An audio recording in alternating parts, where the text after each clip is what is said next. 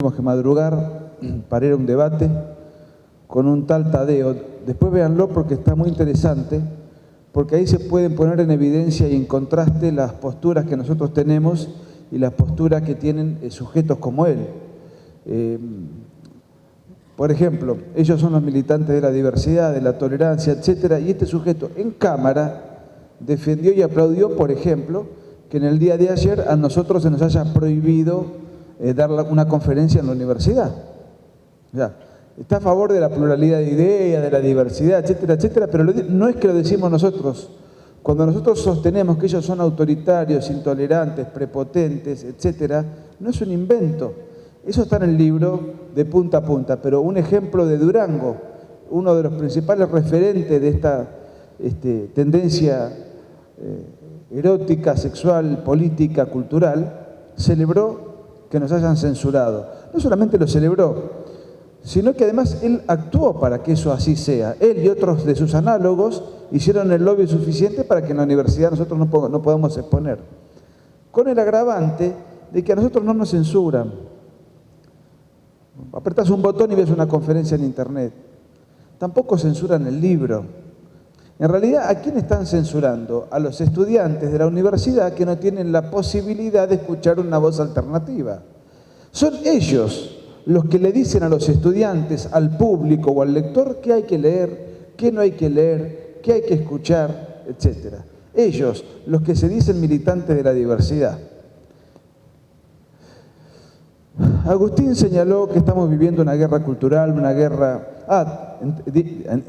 entre paréntesis, pobrecito, salió muy mal parado en todo el debate, por eso le digo que lo vean. Si nos hubiese ganado el debate no se lo estaría recomendando. Pobrecito. Bueno, no, se fue muy nervioso, alterado, porque fue un papelón.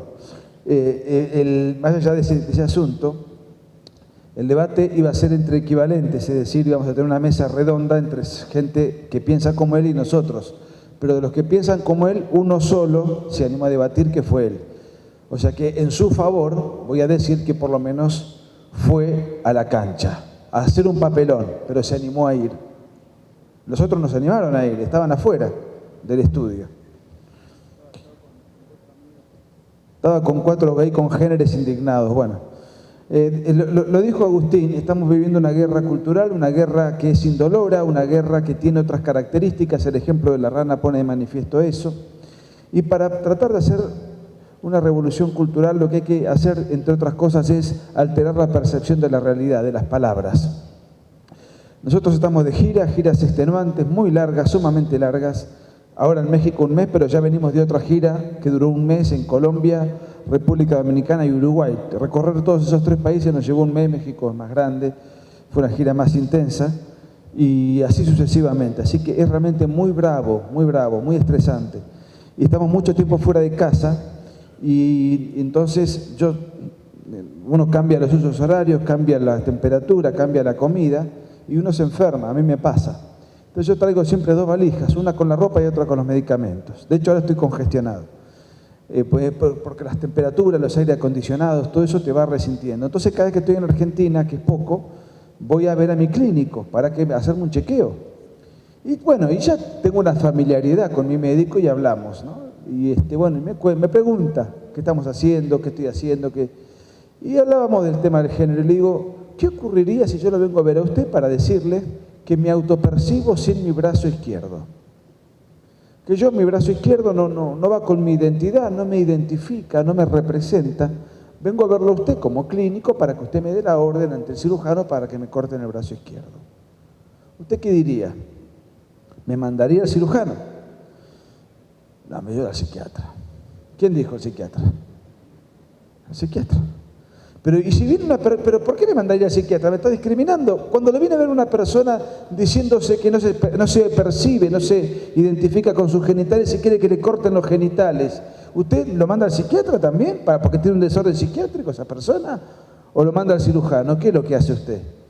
Entonces se saca los anteojos y me dice, mirá, si yo lo mando al psiquiatra, me van a echar de la clínica, me van a echar de la cátedra universitaria, me van a echar del colegio médico y además voy a tener problemas con la justicia.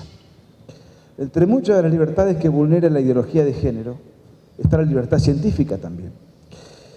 Y dentro de esta embestida cultural y lingüística, le está vedado al científico, por ejemplo, decir lo que es aquello que es obvio. Tiene que ver con lo que estoy comentando. No existe lo que hoy se conoce en la legislación occidental impuesta coercitivamente por la agenda de género, el cambio de sexo. Existe la ficción jurídica, la ficción política, el error idiomático, el error conceptual institucionalizado. No existe el cambio de sexo. Esto el otro día lo discutía con un periodista que estaba escandalizado. ¿Cómo que no existe el cambio de sexo? Si está legalizado en Argentina, en España, en Canadá, en Chile. Claro, existe la ficción jurídica, pero una persona nunca puede cambiar el sexo. Esto tiene que ver con la ideología de género que, como bien definió Agustín, nos hace creer que nuestra sexualidad no es una determinación, sino una autoconstrucción. Entonces, si yo me autopercibo lo que no soy y además me opero en consecuencia, luego soy de otro sexo. Por consiguiente, me corresponden los derechos propios del sexo que escogí de ahora en adelante tener. No existe. Lo que sí existe, y nosotros no tenemos nada contra eso, es el cambio estético, es el cambio de look, es el disfraz. Nosotros no queremos prohibir ningún carnaval, pero si hay algo que eso no es un cambio de sexo. Una mujer que se disfraza de manera varonil y que además se pone una prótesis, un pedazo plástico simulando tener, que haga lo que quiera, no me interesa. Si se quiere poner una trompa porque se autopercibe un elefante, que se lo ponga también. Bienvenido el disfraz, está bien. Ahora, yo también tengo la libertad, debería tener el derecho a no tomar en serio a una persona que se cree un elefante. Tengo el derecho a no tomarlo muy en serio. Y eso no debería convertirme a mí en un criminal de odio. El periodista me decía, bueno, pero claro, lo mismo, un varón que se recorta los genitales, ¿qué es? Un eunuco. No pasa a ser una mujer. No existe cambio de sexo, nació varón y va a morir varón, con o sin tijeretazo. Y eso es lo que nos está vedado decirle incluso a un científico. Es algo obvio, lo puede advertir un niño de 5 años, pero no se puede decir. Y el periodista, bueno, ahí me decía, bueno, ¿y qué opina usted del matrimonio homosexual? Igualitario le llaman, que tampoco existe tal cosa. ¿Cómo no existe? Está aprobado en Chile, en Canadá, en España. Sí, la ficción jurídica. Que haya leyes en desacuerdo con la naturaleza, eso está. Son leyes injustas, leyes con un contenido erróneo. Son leyes que nos cambian la percepción de la realidad. El matrimonio homosexual conceptualmente no existe. ¿Por qué razón? Porque como su nombre lo indica, el matrimonio es la unión a partir de la cual, por las cualidades inherentes del vínculo que se une, por las partes unitivas, existe la potencialidad de la maternidad. Por eso se llama matrimonio, porque viene de mater, de matriz, matrimonium. Eso es el matrimonio. Es una institución para proteger la maternidad. Y no solo la maternidad como tal, como proceso, sino porque lo que le interesa a la institución del matrimonio es proteger al niño que está por nacer. Eso obviamente es imposible entre dos personas del mismo sexo. Eso es imposible entre un fetiche erótico que yo tenga con mi muñeca inflable. ¿Tengo derecho a tener un fetiche erótico con mi muñeca inflable? Sí, pero no me puedo casar con ella ni pedirle al Estado que a ese vínculo mío lo institucionalice y le otorgue un rango matrimonial y derechos inherentes al matrimonio. ¿Por qué sí al Estado le interesa regular, o le debería interesar regular el matrimonio? El matrimonio de verdad, el único posible entre hombre y mujer. ¿Por qué razón? Porque es una unión de orden público. ¿Por qué es una unión de orden público? Porque de esa unión está la potencialidad de la prole, de las nuevas generaciones de mexicanos, argentinos, dominicanos, españoles, etc. Le interesa al Estado resguardar al más débil, que es el niño. Por supuesto, el resguardo principal está a merced de los padres. Y si los padres fallan, si se ausentan, si no lo alimentan, si son unos irresponsables, ¿qué obligaciones hay de eso? Precisamente las obligaciones que derivan del matrimonio. Por eso en el matrimonio los contrayentes tienen obligaciones alimentarias, afectivas entre sí, y obligaciones los padres respecto de sus hijos, alimentarias, afectivas y hereditarias también. que no son obligaciones, sino son derechos derivados del matrimonio. Por consiguiente, el matrimonio, el único posible entre hombre y mujer, es una institución de orden público. Por eso existe el matrimonio, debería existir desde el punto de vista jurídico, ese vínculo, y cualquier otro es una ficción y un invento. Si Agustín y yo, que hace 2 años convivimos en los mismos hoteles, porque estamos de gira extenuante, convivimos en el marco de una celibataria y castísima amistad, ¿no es cierto? Pero como convivimos de alguna manera, deberíamos irle al Estado a avisarle que somos amigos y que además y que queremos institucionalizar y que se nos otorguen derechos por ser amigos. Al Estado no le importa eso. El vínculo de amistad no es un vínculo de orden público. No, pero además compartimos la misma habitación. Al Estado no le tiene que importar, es un vínculo privado, no es un vínculo de orden público. Y si además durmiésemos en la misma cama, que no es el caso, al Estado tampoco le importa, es un vínculo de índole privado. Al Estado solamente le tienen que interesar aquellos vínculos de orden público. El matrimonio es una institución de orden público, de ahí nace la prole, de ahí surgen los derechos inherentes a esa institución. Pero ¿cómo? Si vos le negás a 2 personas del mismo sexo, aunque no sea un matrimonio, los derechos propios del matrimonio, entonces estás avalando la existencia de un Estado homofóbico. Bueno, esto sería una estupidez como decir que si un ciego le reclama al Estado el carnet de conducir y el Estado le niega el carnet de conducir, es un Estado ciegofóbico. La realidad es que un Estado que le niega el carnet de conducir a un ciego es un Estado que obra con responsabilidad. Al ciego hay que tratarlo con toda su dignidad, todos los derechos que puede ejercer los tiene que ejercer y hay que contemplarle y reconocerle tal cosa. Lo que no hay que hacerle es darle el carnet de conducir. ¿Por qué? Porque no puede conducir. 2 personas del mismo sexo, como eso no puede constituirse en un matrimonio porque no existe ninguna potencialidad de maternidad, por consiguiente no hay que otorgarle el rango matrimonial, sin por ello vulnerar la libertad personal a que cada uno en su cama haga lo que quiera. Lo que pasa es que en realidad esto es una agenda progresiva. Primero le llaman unión civil, después le quieren llamar matrimonio y después lo que quieren es la adopción. ¿Por qué no le damos a las parejas del mismo sexo el derecho a la adopción? Como si eso fuese una mascota, un disfrute para aquel que quiere reclutar para entretenerse. Acá se está violentando, desnaturalizando la institución de la adopción. Porque ¿quién es el depositario del derecho de la adopción? No el adoptante, el adoptado. La adopción es una institución para beneficio, regocijo y reparación del adoptado o del niño en expectativa de ser adoptado. ¿Y en qué consiste ese derecho? Consiste en que al niño le sea devuelto aquello que el niño ha perdido. ¿Y qué es lo que el niño ha perdido? Mamá y papá. Dicho sea de paso, y eso está en el libro muy documentado, las experiencias que hasta ahora conocemos, las investigaciones que hasta ahora conocemos, la casuística que hasta ahora conocemos, de cuáles son las secuelas que padecen los niños educados en parejas homoparentales, no son nada felices. Les tiro 2 o 3 guarismos muy rápido.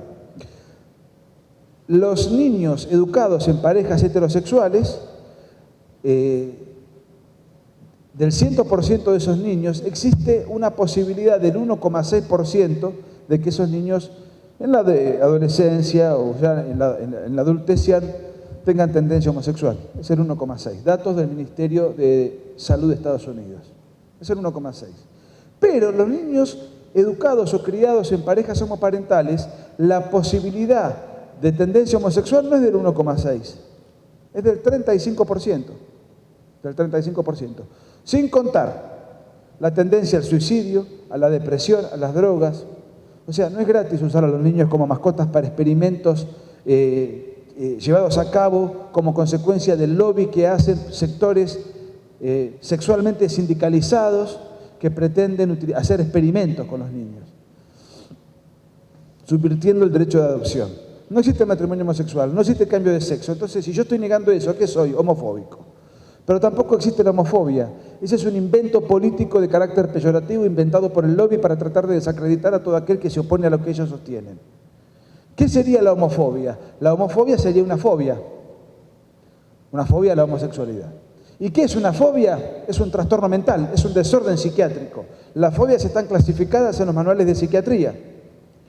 El DSM-5 es el último manual de psiquiatría actualizado, contempla taxativamente todas las fobias científicamente confirmadas. La aracnofobia, fotofobia, claustrofobia, qué sé yo, muchas. No existe la homofobia.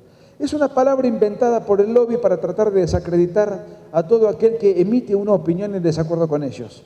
Con una particularidad, ellos no consideran ya al que piensa distinto de ellos un antediluviano, un retrógrado, un misógino.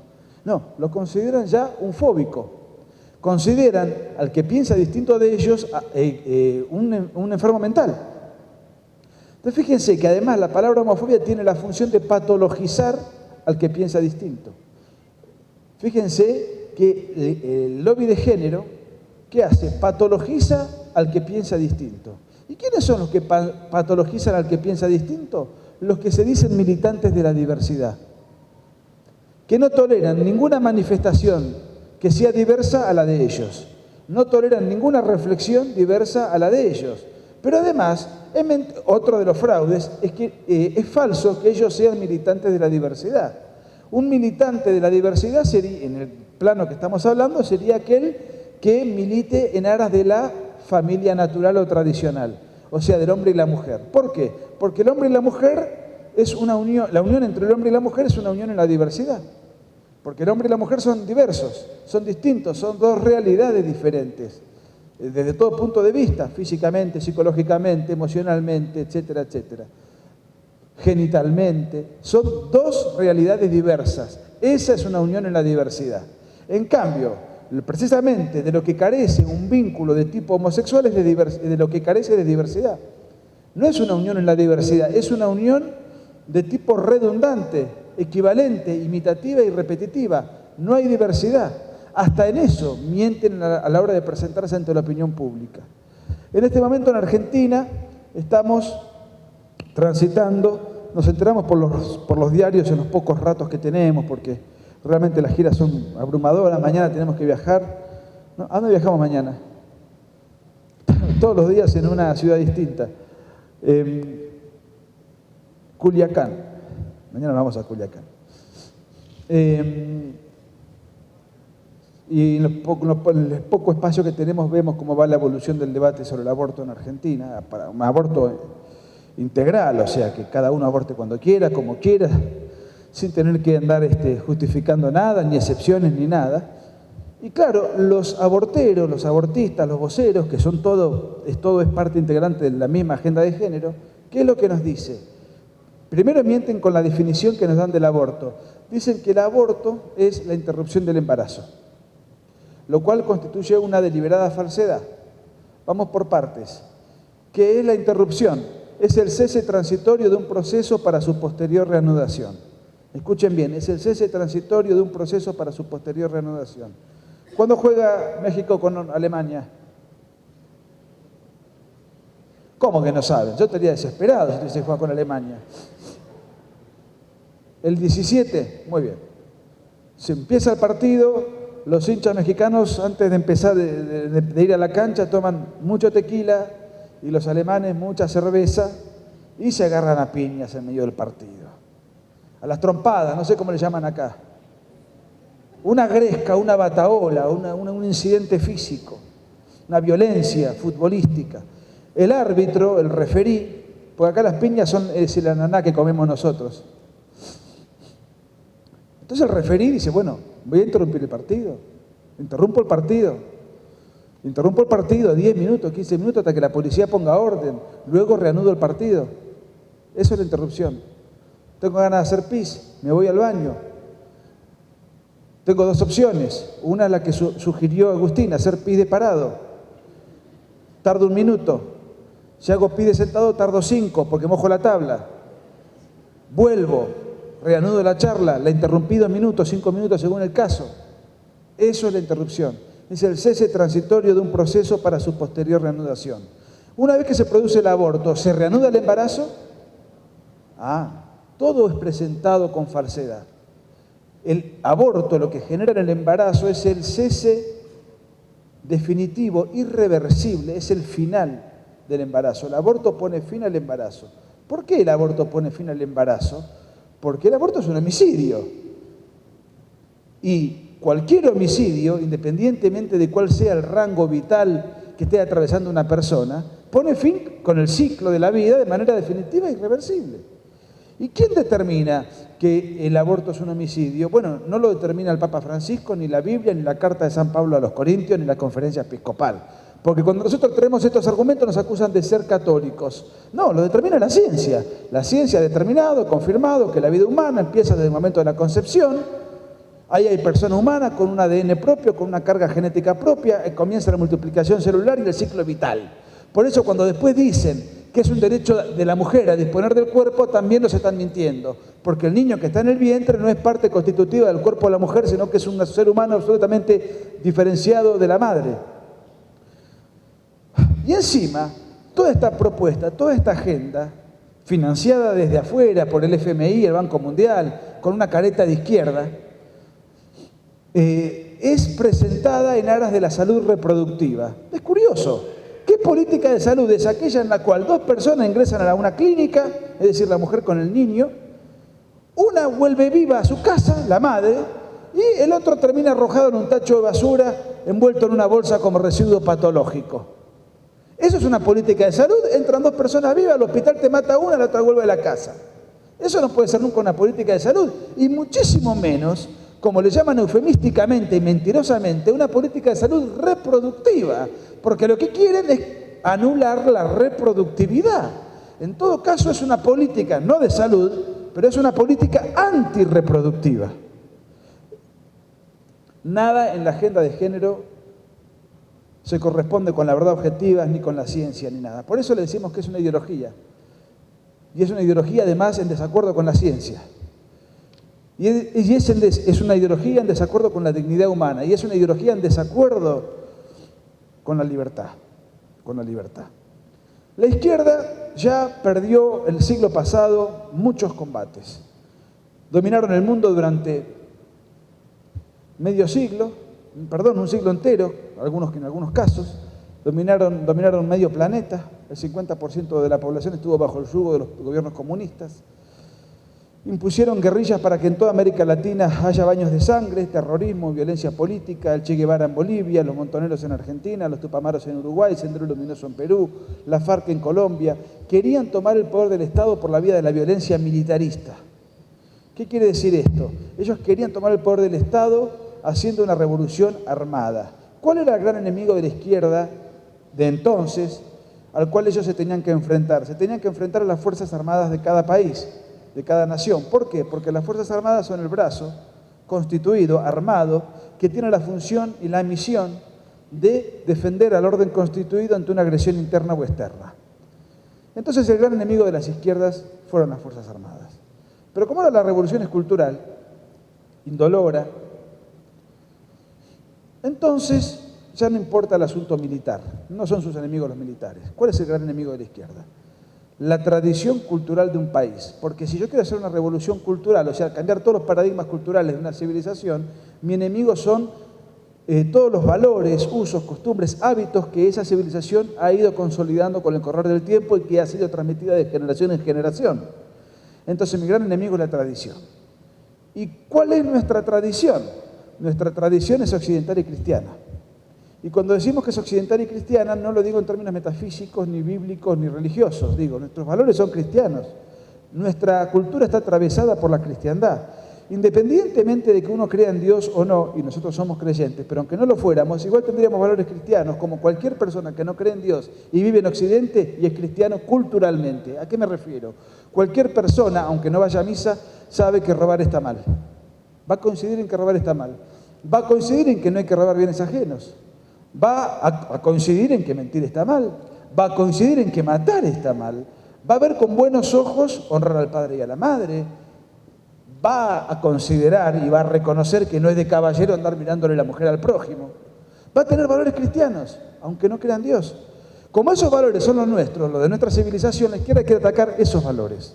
¿Y cuáles son las instituciones que se caracterizan por defender y difundir esos valores y transmitirlos. Dos, la familia y las instituciones religiosas.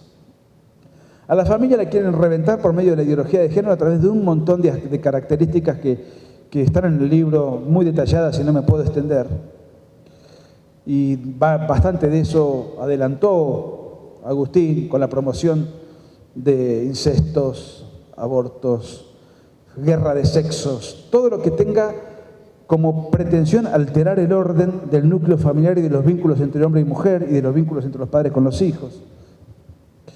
Reventar la familia. ¿Por qué? Porque como la ideología de género se impone desde el Estado, y particularmente lo que se busca es imponer manuales educativos y manuales de instrucción y libros de estudio para catequizar en género a los niños desde la más tierna infancia, los más chiquitos, que son los que menos se pueden defender, los más vulnerables, los más influenciables, aunque eso se imponga y se está tratando de imponer, por eso en América Latina hay tantos movimientos que se llaman Con mis hijos no te metas, para tratar de preservar eso, esa invasión institucionalizada. Resulta que a partir de eso, a pesar de que eso suceda, y esperemos que no suceda, esa institucionalización ya establecida y que en muchos lugares ya ha penetrado muchísimo, queda un refugio. El niño vuelve a la casa y si la casa está funcionando con una familia estable, con una familia, hay un clima de estabilidad, hay un clima de funcionalidad, los padres van a estar atentos a ver qué le enseñan al chico, qué está estudiando el chico, qué está leyendo, qué vio en clase, y en ese caso le van a preguntar, le van a revisar los cuadernos, y si ven ideología de género van a elevar la voz de alarma, van a hablar con la maestra, van a hablar con la directora, o en última instancia le van a decir al niño, mirá, esto que te dicen, la verdad que nuestra opinión, la opinión de la familia es esta otra. O sea, es el último antídoto a la familia a la institucionalización del adoctrinamiento masivo y generalizado en género. Entonces quieren reventar a la familia. ¿Para qué? Si la familia no funciona, no es una familia estable, no es un hogar disfuncional, el niño está de paso, es una cáscara vacía, sin contención afectiva, cultural, sin contención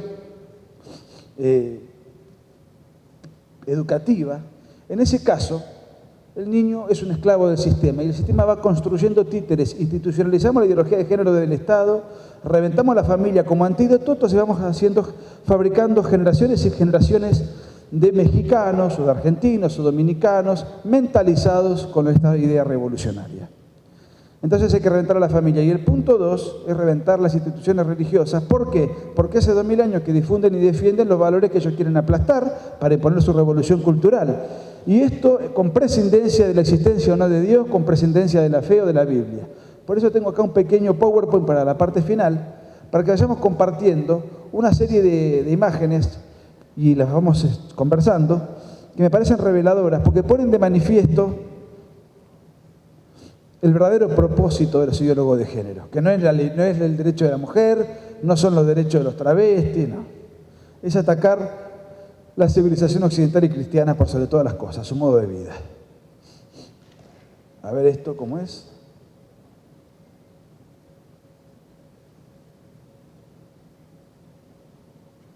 Bueno, esta es la tapa del libro. Ustedes pueden ver acá, perdón, esto no anda bien, ¿eh? Bueno, si no lo manejamos de la computadora, cualquier cosa. Por ahora me fijo si lo puedo usar por acá. Esta es la tapa del libro. Ustedes pueden ver a un Che Guevara, que no es el Che Guevara tradicional y habitual, sino que es un Che Guevara medio maricón, con los labios pintados, los ojos pintados, tiene la boina revolucionaria, digamos, en lugar de tener la estrella roja, tiene el puño de la diversidad, del feminismo, en lugar de estar embanderado con la bandera roja, gracias, de la revolución clásica moscovita del siglo pasado, está embanderado, gracias, en el trapo homosexualista.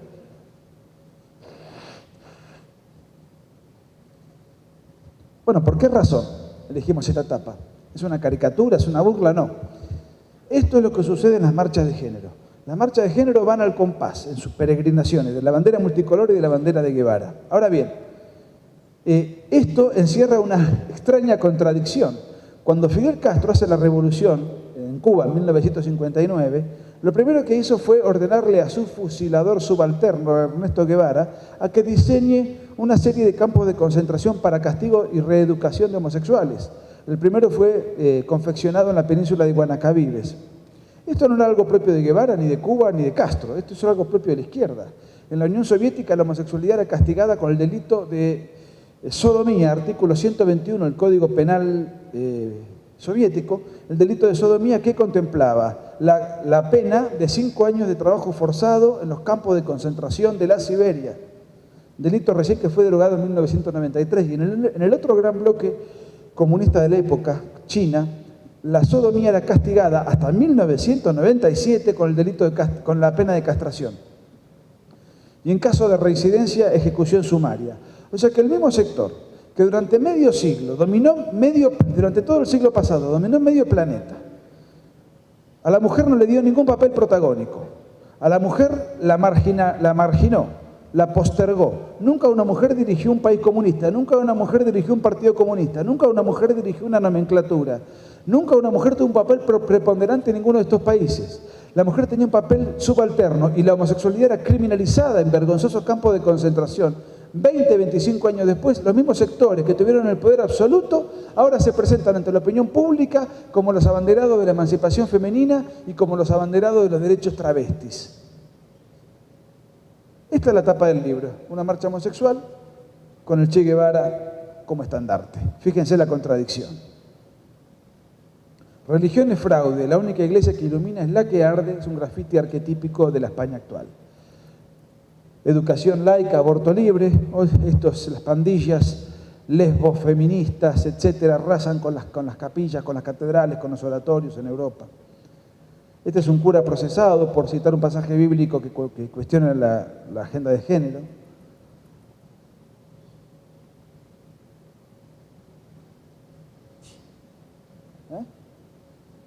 ¿Este caso lo conocen? ¿Lo conocen todos? ¿Alguno no lo conoce? ¿Sí o no? No, muy bien, vamos a contarlo entonces.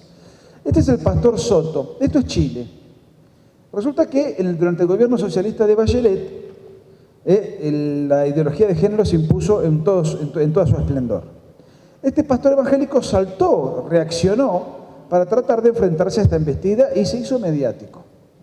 En una entrevista que le está efectuando aquí el periodista es homosexual confeso, y aunque no fuere confeso se nota por la ropa que usa. El pastor en una de sus intervenciones desplegó la bandera homosexual. No, vamos para atrás. Y la puso como un felpudo.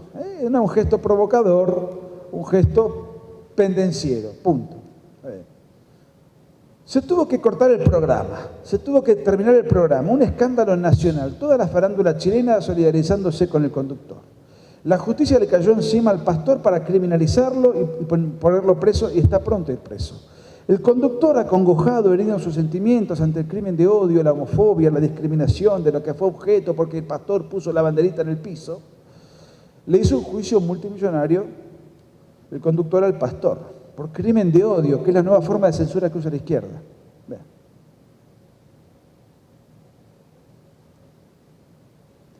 Pero el conductor del programa, semanalmente, además de ser conductor, dirige, es actor cómico en un programa donde él hace de cura gay, hace de pareja, también cura de y esta hace de vedette, que a la noche trabaja en un cabaret, pero es monja.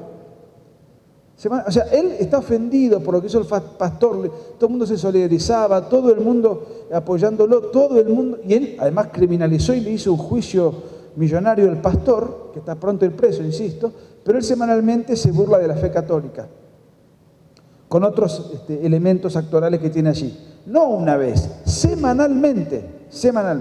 Esto no es crimen de odio, esto es arte. Esto es arte. Bueno, acá vemos un mutante que de Brasil dice bancada evangélica, retroceso, ¿no? Ahí lo vemos militando en una marcha, no sé de qué orgullo, de qué, pero tratando de embanderarse en algo que ataque todo aquello que pueda simbolizar o representar los principios cristianos. Siguiente placa. Bueno, esto es muy común, cada vez más común. En las marchas los niños son utilizados para dar sensación de normalidad y familia, con la alteración de la percepción de la realidad que ya hemos mencionado, trae aparejado el hecho de criar niños en esa atmósfera. Además, en la marcha van todos desnudos, llenos de gestos procáceres. No sé si han visto las marchas que hacen esta gente. Y llevar a los niños ahí es como mínimo, imprudente, como mínimo. Siguiente, por favor. Bueno, acá hay una contradicción aparente. ¿Por qué? Porque acá vemos no a la islamofobia, no al racismo ni al fascismo, sino a la igualdad y a la diversidad. Entonces acá marchan tres grupos. Marchan los grupos homosexualistas, los grupos feministas y los grupos pro-islam. ¿Cómo se explica esto? Y es inexplicable. Porque fíjense, en los países donde prevalece el Islam, la homosexualidad está castigada con pena de muerte. Respecto de los derechos de la mujer, que tanto le importan a las feministas, en los países donde prevalece el Islam, la mujer vive encapuchada. Desde que nace le cortan el clítoris para que no tenga goce sexual.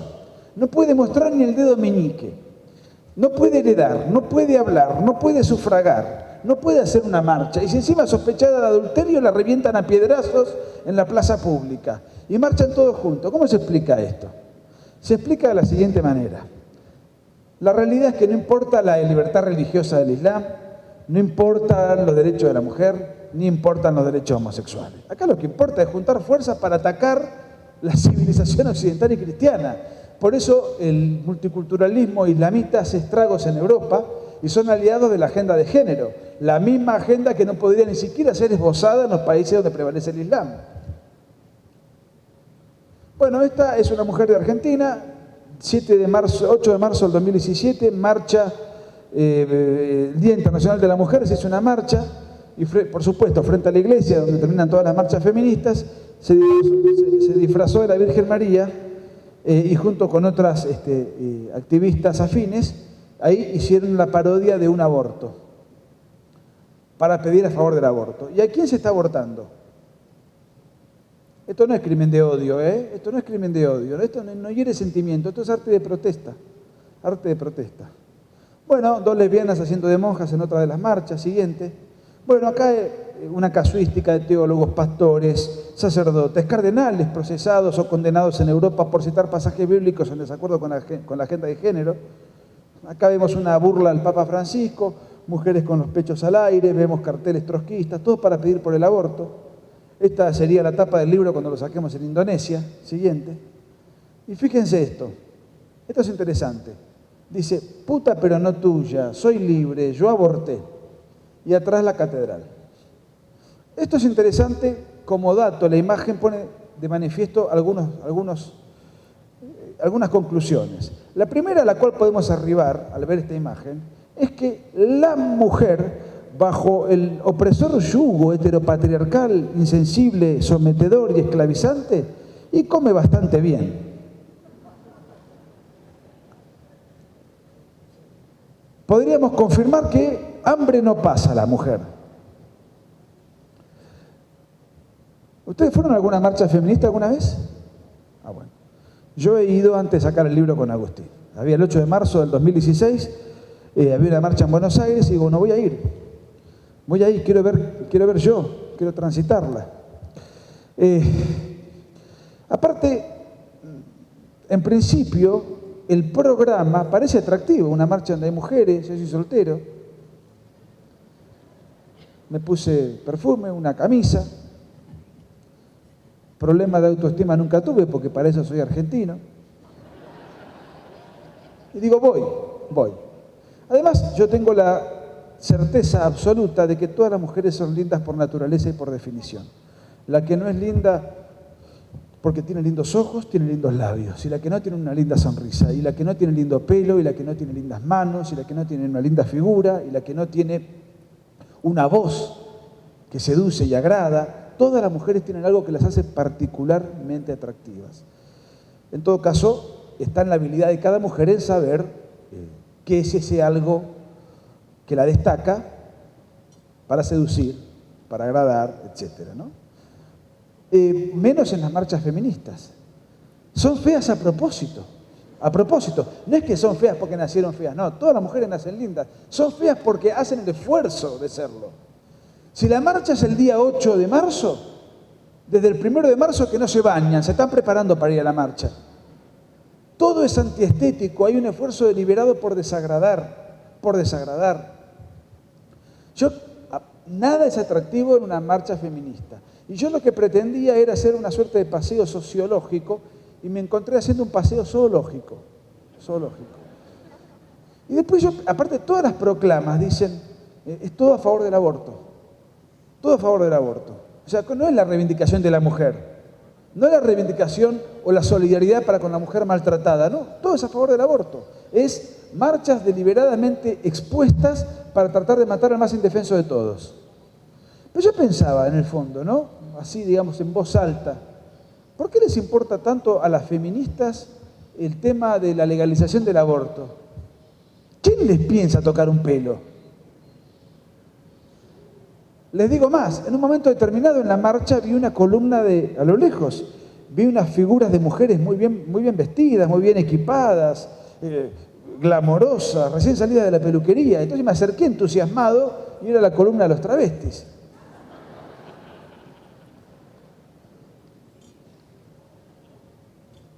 ¿Estamos?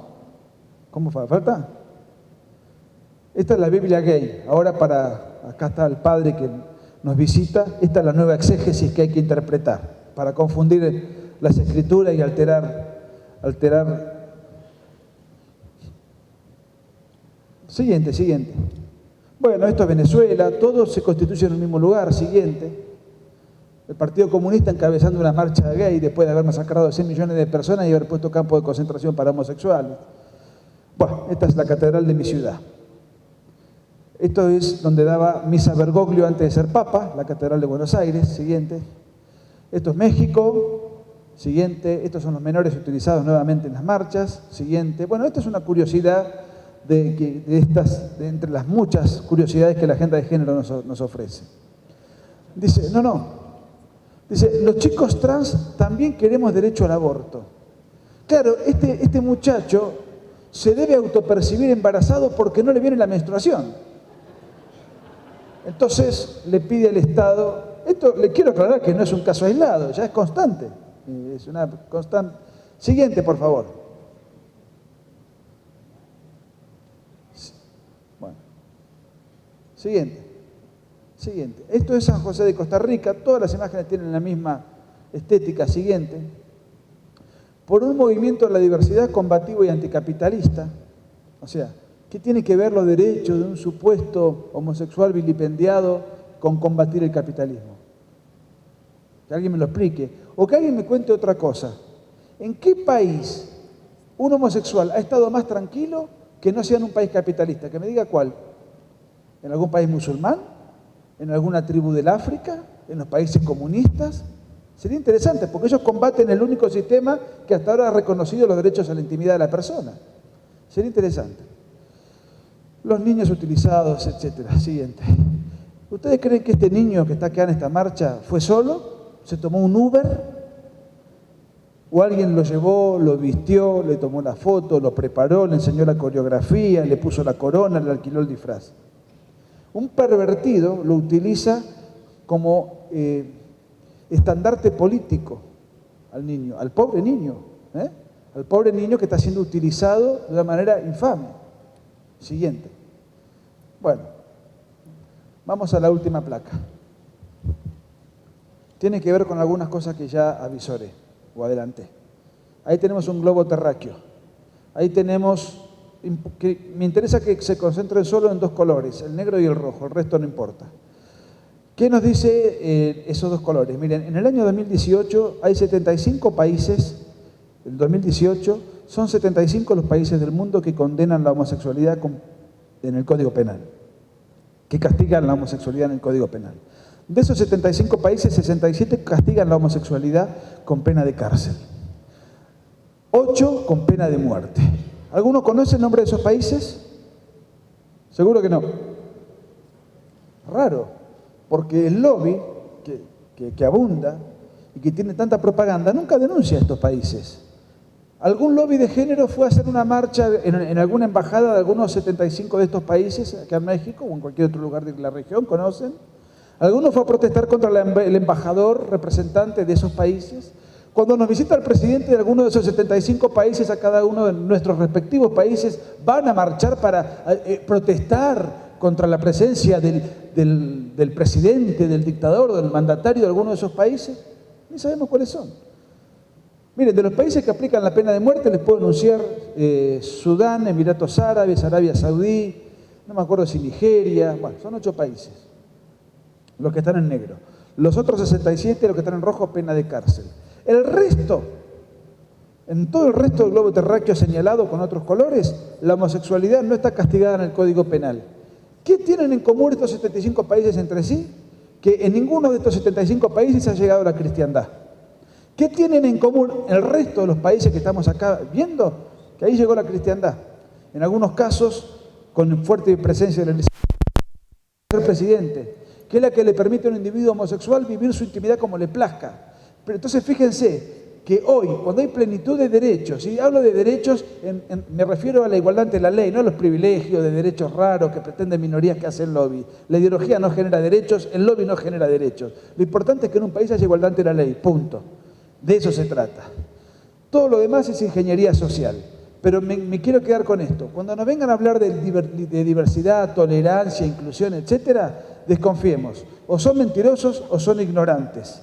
Porque son gente que tiene la deliberada pretensión de atacar nuestras libertades y los cimientos fundamentales de nuestra civilización que se constituye y se configura por los valores cristianos. Muchas gracias.